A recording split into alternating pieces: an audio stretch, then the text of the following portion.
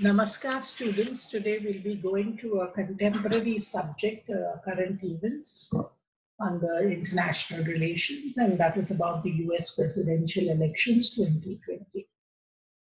One of the most contested elections, and in this elections, there has been no electoral, declared winner yet, though the elections have taken place on November 3rd. Rather, the election this time, most of the voting has been done by what is called mail-in ballots. We will go into the details. It is very important because America being one of the longest democracies, the factors that have played into this election is very important for all democracies in the world. And especially for a country like India, we have to see both the pros and the cons of the threats that emerged through this election. First is the question is the American Constitution. As most of you know, America is a federal republic, meaning different states came together and formed a union. So that means states are sovereign. Most of the states have their own, electoral machinery. It is not like in India where, paramountcy was given to the union government. Here, states came together and gave a part of their sovereignty. So each state, that is the 50 different states of the United States of America, have their own electoral systems, their own legislatures, their own Supreme Courts. They have their own governors, their own attorney generals, everything. So that you cannot. So each state runs its own election. That means there is no, an independent body that runs the election for all the states. Each state runs it, and most of it is very, very political, depending on which political party is in power or what is the. So please understand, when we compare it with India, the American system, it's the states that run the system. And what binds all of them together is the US Constitution they've accepted. And who rules on it finally? The US Supreme Court. So here it is a battle of the lawyers rather than the battle of the voters. So if you see very clearly, म्हणजे मराठीमध्ये मला एक सांगत इच्छित आहे की अमेरिकेची आपण संविधान आणि हे पाहिलं तर अमेरिका एक फेडरल स्टेट आहे. आपल्यासारखं इथे एक आपल्याकडे इलेक्शन कमिशन आहे. इलेक्शन कमिशन केंद्रीय सरकारखाली या वेगळं ते ऑटोनॉमस बॉडी आहे, ते इलेक्शन चालवतात. आणि आपल्याकडे काय आपण ऑब्झर्वर्सला पण आज होतात. तिथे ऑब्झर्वर्सला ते राज्यांची राईट आहे. म्हणजे दरेक राज्याला सारखं नियम नाही, वेगळं वेगळं राज्यांना वेगळं वेगळं नियम आहे. सो हे आपल्याला लक्षात घ्यायला पाहिजे. तेव्हा आपण अमेरिकन इलेक्शन्स आणि इंडियन इलेक्शन्स कडे बघतात. आणि हे इथे have most of you would have seen these are the amendments to the US Constitution, which are very vital, and you would have seen what the Second Amendment is something that is very, very important and has come up in great debate in the present elections. That's the right to bear arms. In America, this is a very sacred right, especially a state like Texas. People want to bear arms. They want to have guns. It is, and even the First Amendment to the Constitution has become very important, because when I'll be talking about the cancel culture that has come in with Black Lives Matter, you have a totally divided, you have a radical left that denies on campuses the freedom of speech. Now the second is the freedom of the press. American media in the present elections has been absolutely partisan. Do you know the media declared who should be the president? Then freedom of religion. The conservative right is greatly condemned by the radical left. And freedom of assembly and freedom to petition. So these two issues have come in, especially freedom of speech. has also come in because of the role of the big tech. The big tech has tried in several ways to, what to say, restrict censorship. They have decided what should be put and what should not be put. And can a social media platform claim that?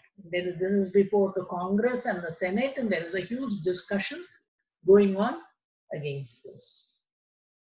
Now, electoral college. Third, आपल्याला इथे माहिती पाहिजे की erectile college म्हणजे काय.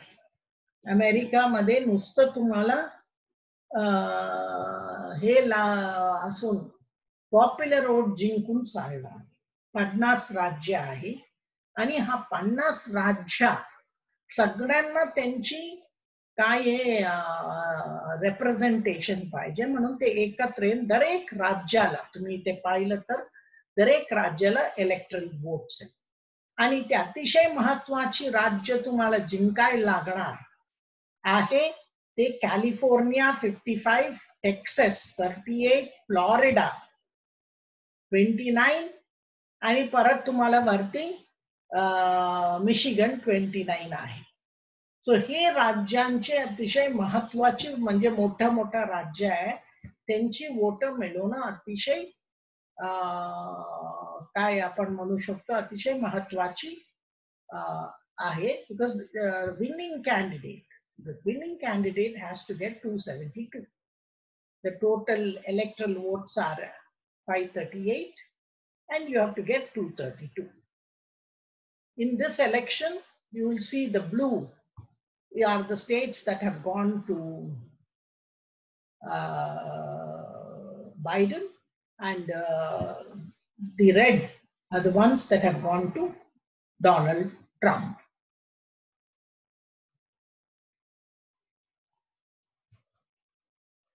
So if you see the present electoral college, what is the present impasse on?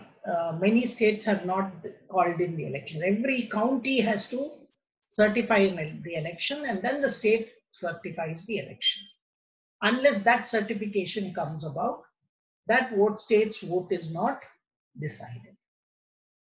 In 2020 elections, you'll see the total number of electoral votes are 538, of which Joe Biden is projected to receive 306 and Donald Trump 232.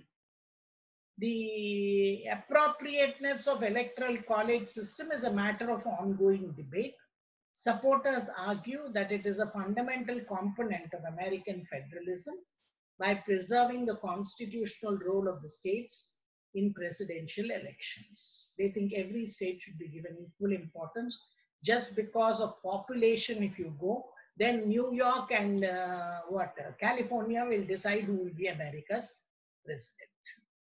Because there's a lot of issue of illegals voting in these elections, and the issue of citizenship and identity card is still very contested because several Democrats don't want it. So it is a thing. So it is implementation by the states that may leave it open to criticism. Winner takes it all systems, especially in the populous states, may not align with the principle of one person, one vote. The Electoral College has prompted political stability by fostering a broad-based, enduring, and generally moderate party system that is grounded on the count of both voting and non-voting residents for the states and the union and the federal candidates. Candidates must appeal to broad, diverse set. Okay, so you have all this. 90% of presidential elections under the system have elected the winners of the national wide popular vote as well. Now, what are the swing states? In this elections, the problem has come in with what certain states called the swing states. See, till the night, on the night of after 3rd November or till early morning, President Trump was leading in most of the states. Suddenly they stopped counting and they bring in a lot of what they call the postal votes, and 99% of the postal votes are only for one candidate. So what are these states that have come under, what to say, a lot of criticism? Arizona, Florida, Florida declared. Then now Georgia is a major issue. Then you have Georgia. You have now also evidence by CCTV, where you see people asking everybody to go out, saying that counting is over. Then from under a table they pull out some boxes and then start counting. So this is Maine, and second, that the second Michigan, Minnesota, Nebraska, and then Nevada, New Hampshire, North Carolina, Pennsylvania, Wisconsin. So if you see the swing states, Florida did it. It gave, the winner was Trump. Pennsylvania, winner has not been. There are a lot of contestations. Ohio declared Trump as the champion. The other thing is Georgia, winner are not yet. A lot of controversy is going on. Same with Michigan, especially Detroit and others. North Carolina also has not declared. Arizona declared Biden, and Wisconsin declared Biden, though those states are also being contested. Iowa declared Trump. Nevada has no winner called in yet. Maine declared Biden, and New Hampshire also declared Biden. So if you see very clearly, there are several states which have not yet come. This is the first issue of contestation. In the swing states, there have been contestations that there have been a lot of false or voter fraud that has taken place. Now let us see who are the candidates. Donald Trump is the 45th and the current president of the United States of America. Before entering politics, he was a businessman and a television personality. He is 74, and he belongs to the Republican Party with the symbol of the elephant. His vice president is a conservative called Mike Pence, or Michael. Richard Pence is an American politician serving as the 48th and current vice president of the United States since 2017. He was the 50th governor of Indiana from 2013 to 2017 and served 6 terms in the US House of Representatives from 2001 to 2013. He's 61. And this is the Democratic candidate, Joe Biden, one of the oldest candidates. He's 78. Joseph Robinette Biden Jr. is an American politician and is president-elect of the United States. They claim, but it's still being disputed. The defeated incumbent president, Donald Trump. So he is expected to be the 46th president if these issues are resolved. It depends on now the Supreme Court what is he. And most of us should know that even Joe Biden's ancestors were involved with the Madras presidency in the British troops. So he has a very strong Madras connection, very much like the Vice President Kamala Harris. Kamala Devi Harris was born on October 20, 1964, is an American politician and attorney. The junior United States Senator from California and the Vice Presidential elect of the United States of America. She's a member of the Democratic Party, and she will be United States' first female vice president and the highest ranking female elected official in US history, and the first African American and Asian American vice president. Her father comes from Jamaica, and her mother, as most of us know, is a Tamil Brahmin from Madras. Harris was born in Oakland, California on 20 October 1964. Her mother, Shamala Gopalan, a biologist whose work on the progesterone receptor gene stimulated advances in breast cancer research, had arrived in the US from Tamil Nadu in India in 1958 as a 19-year-old graduate student in nutrition and endocrinology at the University of California, Berkeley.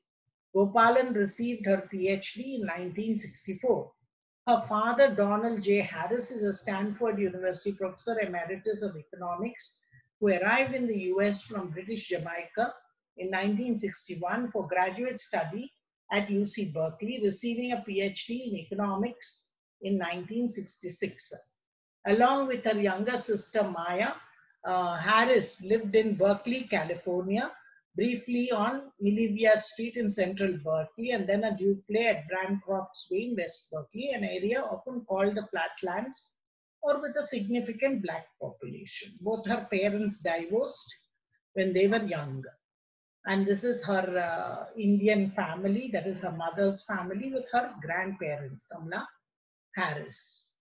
There are two sisters, Kamala and Maya, with her mother, and this is with her father, Professor Donald Harris, who's a Jamaican.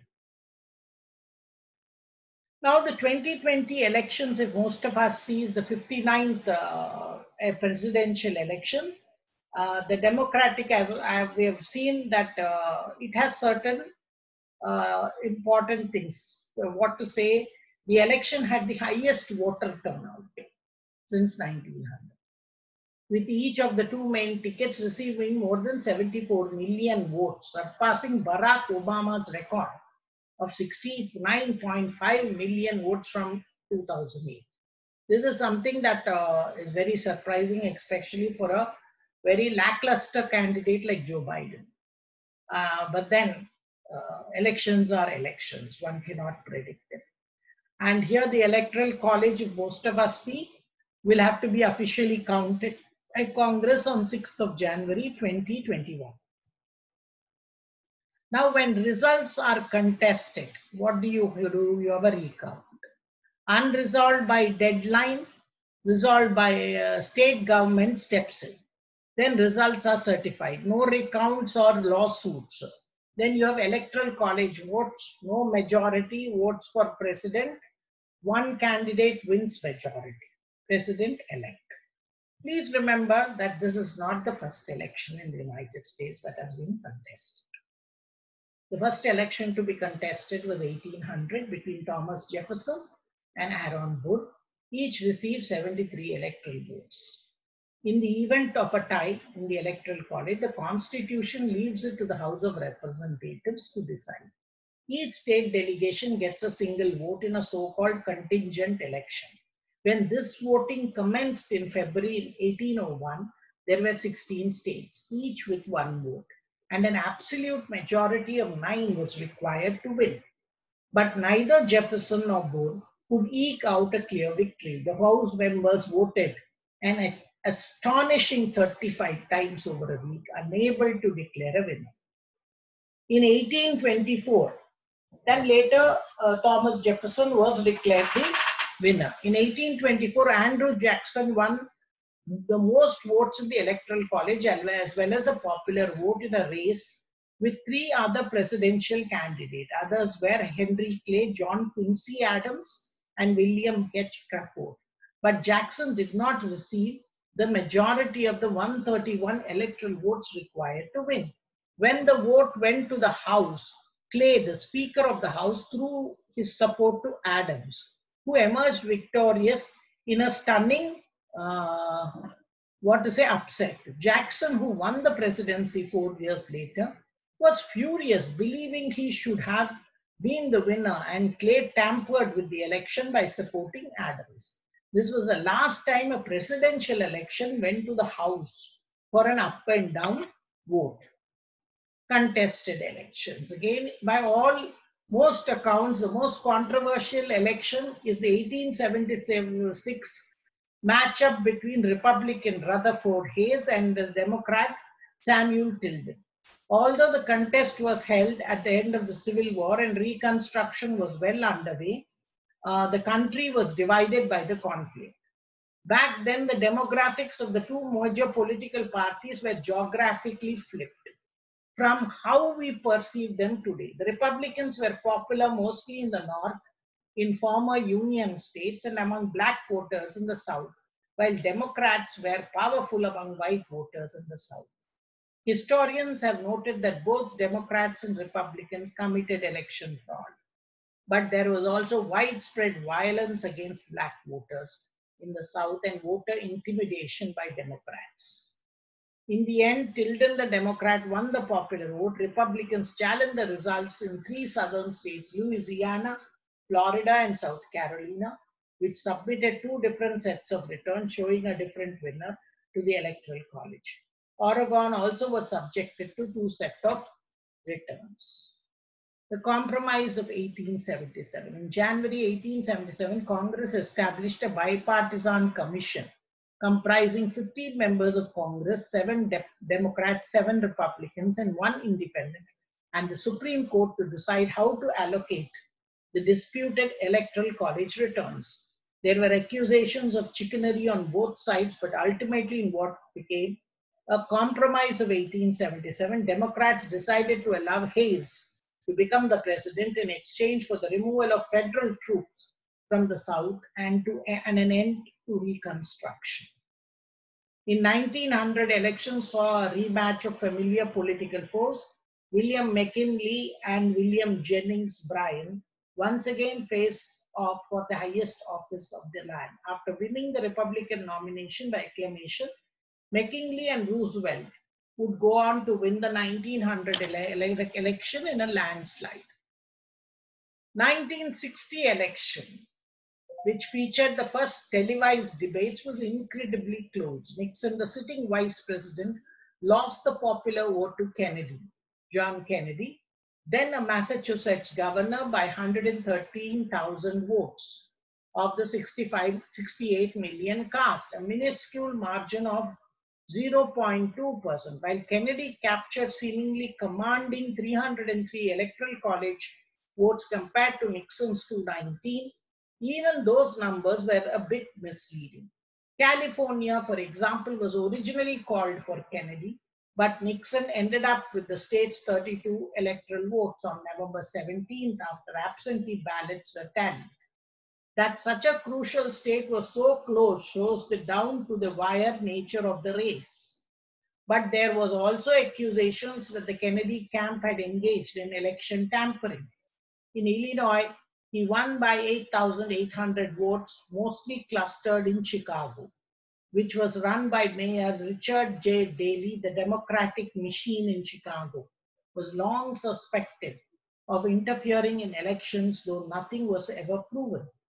And in Texas, home of Kennedy's running mate, Lyndon Johnson, who had been caught up with the Box 13 scandal of his 1948 US Senate race, when 200 votes for him mysteriously appeared.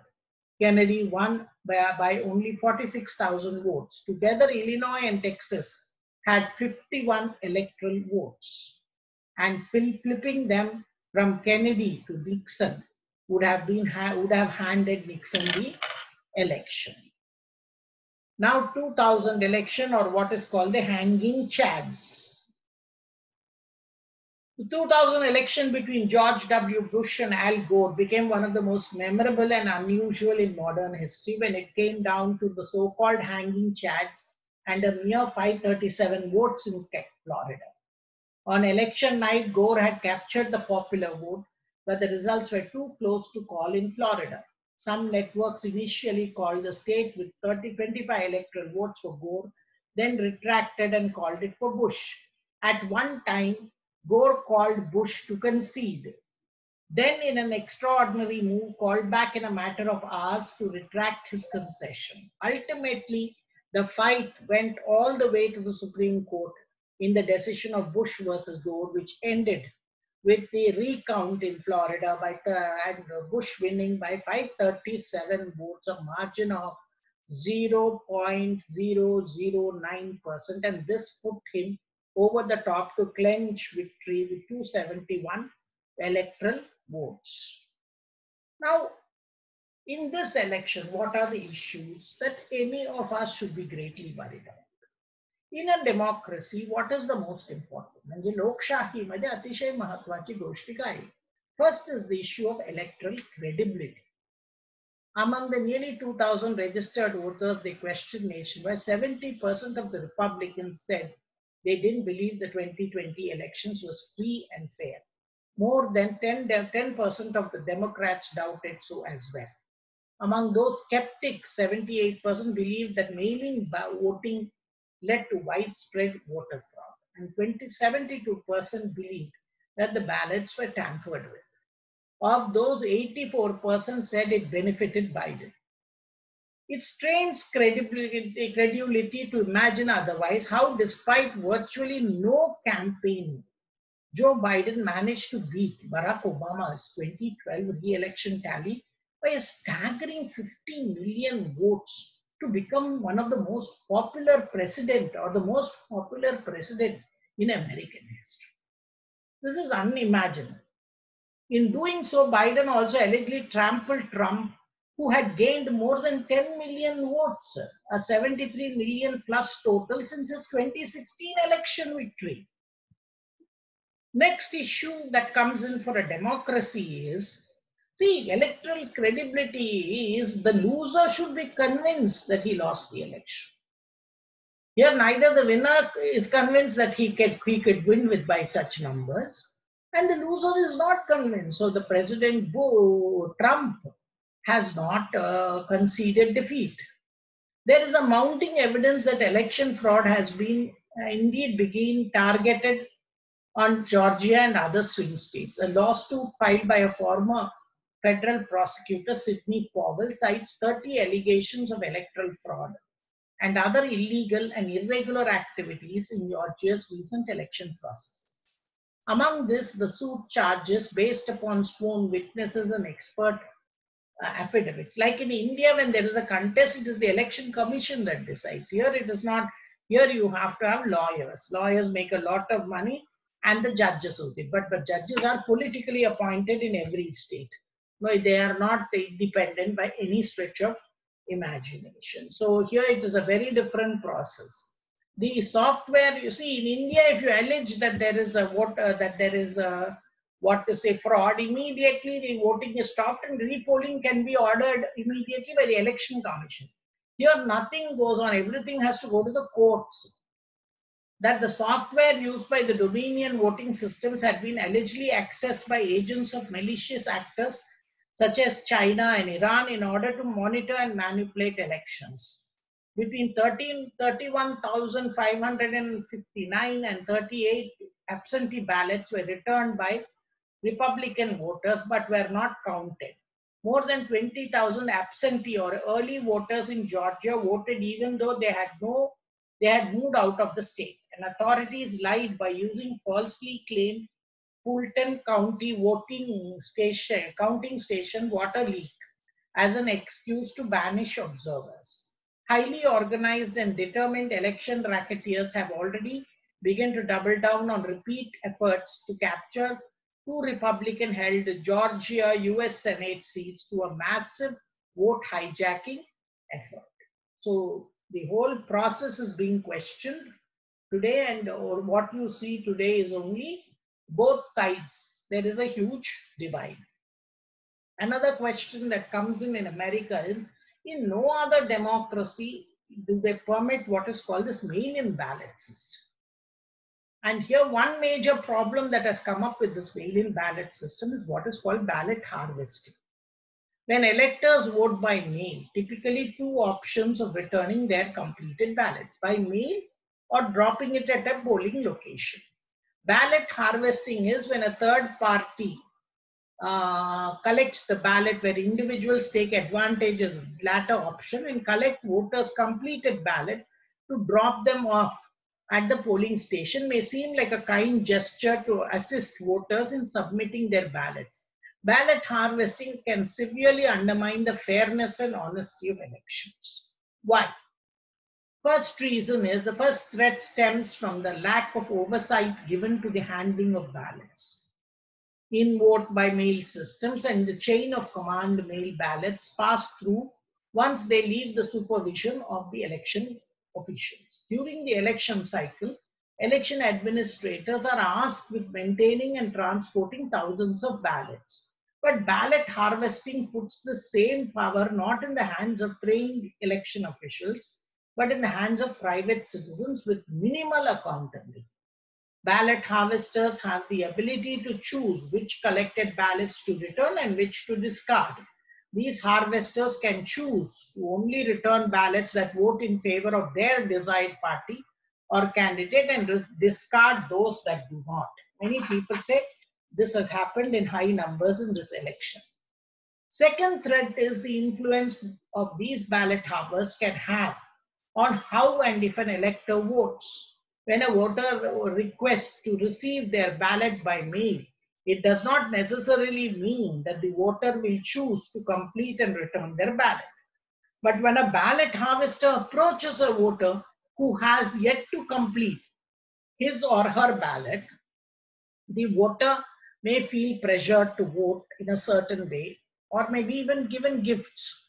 There have been a lot of instances, and there are professional people who do this work for a payment or to vote in general when they otherwise would have not. It violates the voters' free will regarding who they decide to vote for, or even their decision to return their ballot altogether. Ballot harvesting will likely have a significant effect on this November election, and it has had.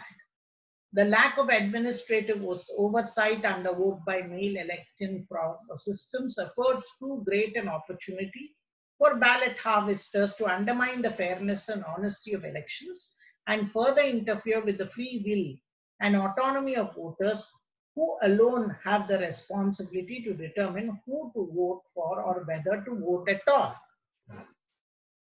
Now, the second major and the other major, third major issue that has come forth, I would say, is the integrity of computers and software. Unfortunately, in the United States of America, they do not hand count votes because one doesn't know the reason. Maybe they're not good at maths, they're not taught maths properly in their school. I don't know, nobody knows, but everything is done by machines. And all of these machines are outsourced. That is what that is. See, the integrity of the elections is lost. And the security of these systems have come into great questions. There are people like Shiva Ayyadurai of MIT who has proved that these systems are built on algorithms, and then anything you can easily manipulate it by even sitting remotely. Dominion Voting Systems is the second largest vendor, and this Dominion Systems, it has proved that was used in the critical states, what is called the swing states, where there are very close winning margins. And these Dominion voting systems are, if you see the owner of it, is a very strong Biden supporter. And today in the United States of America, the divide is so strong that one would suspect that private big tech has played a partisan role. The other is Smartmatic, which is a multinational that specializes in building and implementing electronic voting systems. This was done in Venezuela, a country which is not very friendly with the US. So the counting of the votes were done in Venezuela, and many people say that Kamala Harris's husband has a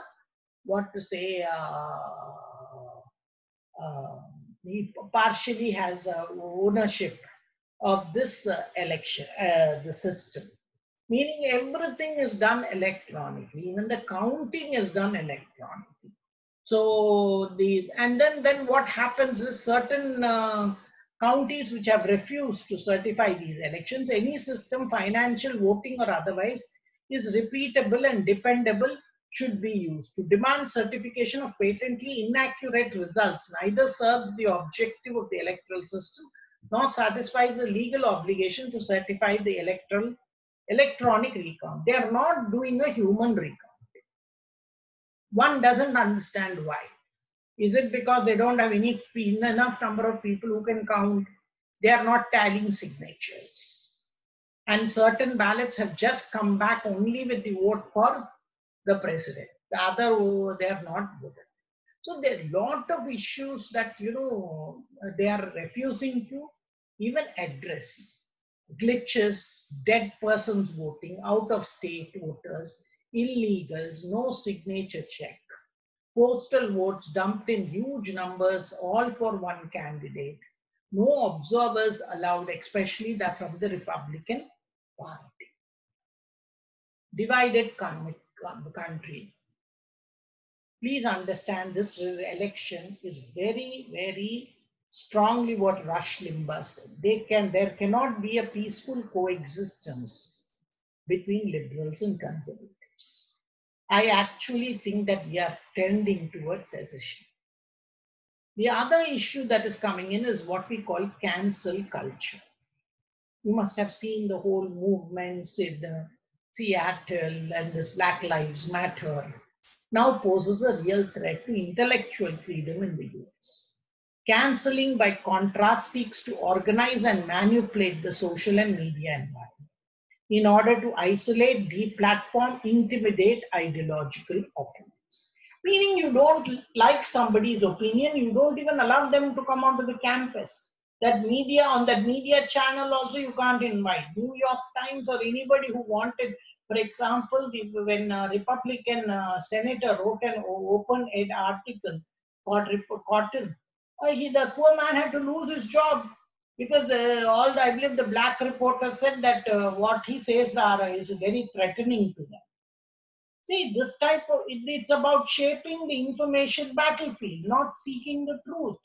And its intent is at least predictable outcome is to coerce conformity and reduce the scope for forms of criticism that are sanctioned by the prevailing consensus of some local majority. This is very much like the left in India, the left here also. They refuse to accept that the other person can have a different opinion and it is as valid. The Voltaire promise of a free speech in a democracy, that I may not agree with what you say, but I will protect until my death your right to say it. This whole concept of a democracy is on dissent. And it is dissent that is totally being opposed in the United States. You have media that refuses and censors the other side totally. And the other side are not small numbers. Please understand, more than 80 million people, 74 million people voted for Donald Trump. Now this whole issue, all lives matter versus Black Lives Matter, our oppressive movement. Anybody who speaks against Black Lives Matter is, condemned, branded and thrown. Speech is violence. Silence is violence. The only acceptable behavior is an immediate, loud, lengthy statement of total support of whatever position is being advocated. This is very much like the Orwellian world of 1984. Race, gender, class, social status, nothing matters except submission to the movement, no matter how obviously ridiculous some of the positions may be. If Black lives can matter, no white can criticize anything. Anything he says is incorrect just because of the color of your skin. How can this be? This is not freedom of speech. No one should have to live in fear that they will be targeted for how they look or what they believe is a basic premise. But the whole movements you have seen, especially in Black Lives Matter and others, is this whole oppression. You cannot have an opinion that does not go with their considered. For example, you take the election fraud. Most like CNN and most of NBC and others refuse to even accept that there is a fraud. Or even you take Google and big tech. I'm coming to big tech and the so-called liberal media. Luckily in India, they were about to start 2014. We elected the NDA and Prime Minister Modi, and to a large extent are trying to weaken them. But you still see the ecosystem and their power with this farmers' protest. It's not a farmers' protest. Big tech is out of control and a direct threat to both our First Amendment rights and the future of our democracy. This is something that India should also think. For example, Twitter, the way it blocks true Indology. Any Hindu viewpoint is always censored immediately, but it doesn't censor jihadis. In the same way, even in the United States, it has been done. And if you know, they're being called the big tech giants or the Silicon Valley billionaire lords have failed the American people as they silence who they disagree with, from conservative media to the President of the United States and millions of Americans in between. In case there is any doubt that big tech is corruptly partisan, right before the election, social media giants censored the New York Post report on Hunter Biden's email suggesting that he took cash for access to his father, Joe Biden. Big tech has been totally partisan. Electoral fraud and rigging as an opinion is not allowed. They allow Russiagate, but not this. All of them, especially your Twitter, Facebook, Google, all of them have to. Miranda Devine of the New York Post, she said big tech buried her story on Hunter Biden business deals into Ukraine and China. Twitter blocked her. Dangerous for re-election, thorough suppression. Biden laptop matters. DLN started meaning Biden lot story never got out. Many Americans say that they would, 20% of them say they wouldn't have voted for Biden had they known the story. Now just the talk. Is the deep state involved as well? And who's coming in? Big tech and freedom of speech. India has to be very careful for the 2024 elections. Already we have been accused that both Pakistan and China are interfering with what is called the farmers' protest, which is in no way a farmers' protest. And please remember, all these big tech are not impartial, and there is no fair play. They're absolutely partisan, agenda setting, and they will lie. They follow Goebbels' principle: tell a lie and repeat it 10 times. It becomes the gospel truth, and that is what they've done to a country like America. So in India, we should be extraordinarily careful and thank our stars that everybody doesn't have access to many of these. Google, YouTube, Facebook, Twitter want to remove the content on election fraud of 2020. That's why you see all the conservatives have moved from Twitter to Parler and from Facebook to Rubble. And they're doing very well now. But the question comes in, can such big tech censor your right to information? Are not the big tech also guided by the American Constitution of freedom of speech? Your Amendment 1, First Amendment to the Constitution. Or they are unaccountable, they are not elected by the people, and still they censor what you should know and what you should not know. Does it not interfere with your freedom of speech? That is the First Amendment of every citizen. This is something even for we Indians to think about. But they still permit Russia hoax stories, which was disproved totally. Russiagate. Can such social media censor and edit at their will? Facebook also ran a campaign to vote for the Democrats. Social media has become incompatible with democracy. Now, the next issue that is coming in is the deep state. The term was originally coined to refer to a relatively invisible state apparatus in Turkey, composed of high-level elements within the intelligence services, military security, judiciary, and organized crime, and similar alleged networks in other countries, including Egypt, Ukraine, Spain, Colombia, Italy, Israel, and many others. The deep state as an entrenched bureaucracy, the term deep state has been associated with the military-industrial complex made famous by General Eisenhower, who was the President of the United States. Actions of state functionaries tend to maximize the state's growth and their discretionary power. The deep state, as residing completely or nearly completely in the US intelligence community and the military-industrial complex in general, or in Washington's sprawling regulatory apparatus. The deep state is a large mass with no guiding intellect. This has been greatly criticized, especially by the right in America, especially President Trump and Steve Bannon and others. And many people say that they are responsible for derailing the Trump presidency because they don't want him to do so many things that will bring down their power.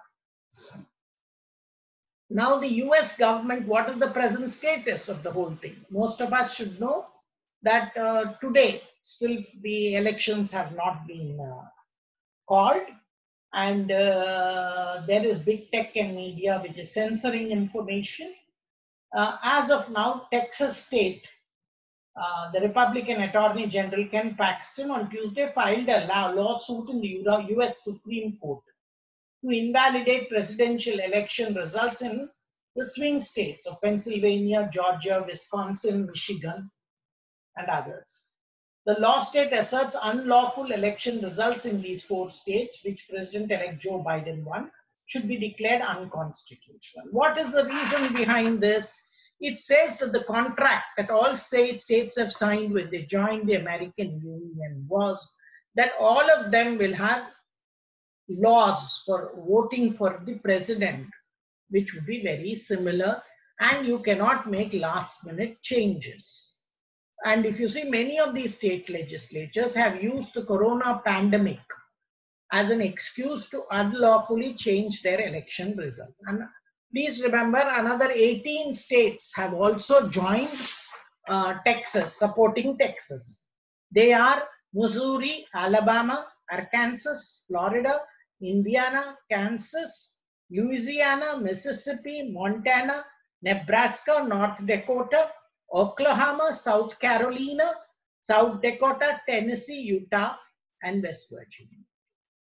So now what, as of now, the election is not decided. It is still a contested election. And today is the 10th of December. Only thing is they have to inaugurate a president on 20th of January. So the American Supreme Court will have to now come in and decide on it. And that will be binding on most of the states. What are the takeaways for any democracy or India for us? One, the warning thing that is coming in, which is very, very important, is electoral credibility. There's something that the United States will have to do about convincing on its electorate, because elections are run by the states. It is run by very partisan officials. India, I think we do a much better work out of it. Number two, many of them, they can't hand count.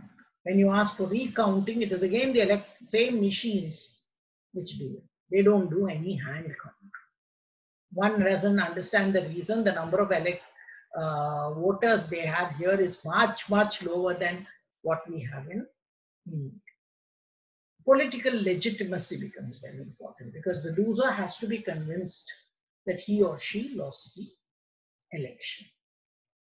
Third, three is the role of the big tech and the liberal movement. Absolutely partisan. And this is very, very threatening to people and democracy. And the other is the cancel culture of the radical left, who have occupied media and academia, and which is much beyond their numbers. They are unable to win elections, but they are the ones who make their presence much more louder than what they have in the electoral place. The silent majority is totally overwhelmed by these radical left groups and what they are being taught in academia and through. They are totally infiltrated these two sectors. We see some of it in India also. See our farmers' agitation. Everything except farmers' issues they're talking about. When the government was ready on all the issues, they say, no, we are not ready, we're going to call another strike. And what are the demands they're sitting with? Release certain jihadi terrorists. Absolutely, one doesn't understand. So please remember, the lessons that we learn from the American elections for any democracy is extraordinarily important. And every citizen has to defend his or her liberty and the country's. So please go out and vote for the correct person and see that your vote is credited to the right whom you voted for, and the system is legitimate. This is very, very important. In India, luckily, we have an independent electoral mission, and we also allow observers to come in, which they don't do it here. But this is a huge warning bell to most democracies from big tech and social media platforms, which are absolutely partisan. Thank you so much.